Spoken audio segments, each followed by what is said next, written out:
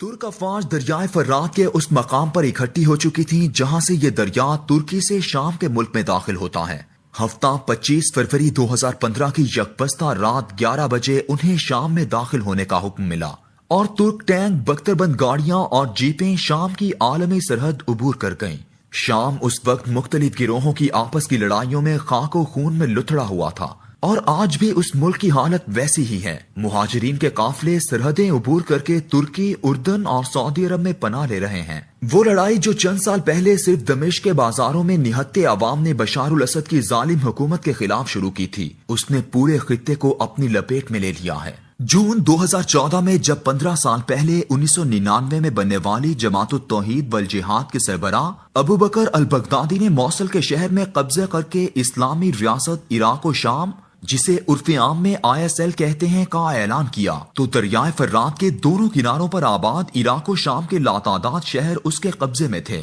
یہ پورا خطہ بشار الاسد کی افواج، اس کی فوج سے بغاوت کرنے والے سپاہیوں کی تنظیم احرار الشام، جبہت النصرہ، ایرانی جنرل قاسم سلیمانی کی زیر نگرانی افغانستان اور پاکستان سے بھرتی کیے جانے والے زینبیوں اور فاطمیوں جیسے ملیشیا اور کردوں کے مسلح گروہ پیشمرگہ کے علاوہ دیگر لاتعداد چھوٹے چھوٹے گروہوں کے درمیان لڑائی کا خوفناک مرکز تھا۔ اس منظرنامے میں اپنی افواج کو شام میں اتارنا ترکی کے لیے ایک بہت بڑا فیصلہ تھا، لیکن ترکی کی حکومت اور عوام کے نزدیک یہ ان کے لیے عزت و توقیر اور زندگی موت کا مسئلہ تھا۔ یہ افواج شام کے سرحد عبور کر کے ایک ایسے قطع اراضی کی جانب بڑھ رہی تھیں جو یوں تو شام میں واقع تھا، لیکن عالمی معاہدات کی روح سے اس پر ترکی کا جھنڈا لہراتا تھا۔ یہ شام اور ترکی کی سرحد سے 27 کلومیٹر دور شام کے علاقے میں دریائے فرات کے کنارے ارطغرل کے والد اور کائی قبیلے کے سربراہ سلیمان شاہ کا مقبرہ ہے، جو 1236 میں اسی دریائے فرات میں ڈوب کر جاں بحق ہو گیا تھا۔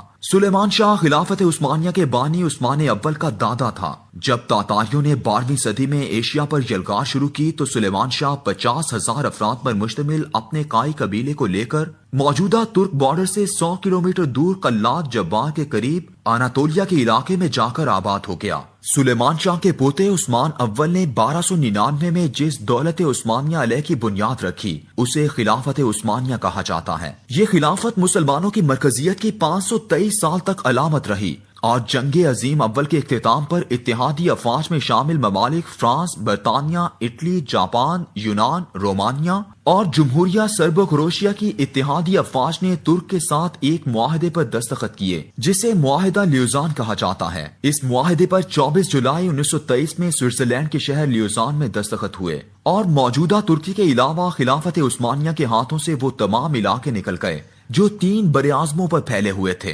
لیکن اس معاہدے سے 2 برس قبل 21 اکتوبر 1921 کو ترکی اور فرانس کی افواج کے درمیان انقرہ میں ایک معاہدہ ہوا جس کے آرٹیکل 9 کے تحت سلیمان شاہ کے مزار کو ترکی کا علاقہ تسلیم کیا گیا تھا۔ ان دونوں معاہدوں کے بعد ترک قوم نے تمام علاقوں سے اپنی دستبرداری کا اعلان کیا، لیکن عالمی معاہدے کے تحت سلیمان شاہ کے مقبرے کے چند ایکڑ علاقے کو ترکی کی سلطنت کا حصہ قرار دے دیا گیا، جہاں ترکی مزار کی حفاظت کے لیے مسلح دستے رکھ سکتا تھا اور اس پر ترکی کا پرچم لہراتا تھا۔ سلیمان شاہ کے یہ مزار جو 1236 میں بنایا گیا تھا 1973 تک اسی مقام پر رہا۔ پھر جب فرات دریا پر ڈیم بنایا جا رہا تھا اور تو یہ اس کی جھیل کی زد میں آ رہا تھا، ترکی نے شام کی حکومت سے مل کر اسے دریائے فرات کے کنارے ترکی کی سرحد کی جانب ایک نئی جگہ منتقل کر دیا جو بارڈر سے 27 کلومیٹر دور تھی۔ داعش نے فروری 2015 میں ترک حکومت کو کہا کہ اگر مقبرے پر موجود ترک گارڈز نہ ہٹائے گئے تو وہ مقبرے پر حملہ کر دیں گے۔ ترکی نے شام کی حکومت سے شکایت کی تو بے بس بشار الاسد کچھ بھی نہ کر سکا۔ یوں 22 فروری 2015 کی رات ترک افواج کے 39 ٹینک، 57 بختر بند گاڑیاں اور 600 سپاہی F-16 طیاروں اور ڈرون طیاروں کی چھاؤں میں مقبرے کی جانب روانہ ہوئے۔ مقبرے کو باقاعدہ مشینری کی مدد سے ملحقہ زمین سمیت نکالا گیا اور اسے ترکی کی سرحد سے صرف 180 میٹر دور شام کے ہی علاقے میں دریائے فرات کے کنارے لا کر نصب کر دیا گیا۔ اب یہ نیا مقبرہ بارڈر پر تعینات ترک افواج کی نظروں کے سامنے شام کے ملک میں واقع ہے، جس پر ترک فوجی پہرا دیتے ہیں اور ترک پرچم لہراتا ہے۔ پاکستان میں ان دنوں ترکی کا مشہور ڈرامہ ارطغرل غازی ٹیلی ویژن پر دکھایا جا رہا ہے، جس میں کائی قبیلے کے سردار سلیمان شاہ کا جاندار کردار اسلامی تہذیب و تمدن اور قبائلی روایات کا شاندار نمونہ ہے۔ اس ڈرامے نے گزشتہ 25 سال سے پاکستانی میڈیا پر قابض سیکولر، لادین اور ملحد طبقات کے ہوش اڑا دیے ہیں۔ مشرف آمریت سے فائدہ اٹھاتے ہوئے ان طبقات نے 25 سالوں میں میرے ملک کے عوام پر اخلاق باختہ کہانیوں،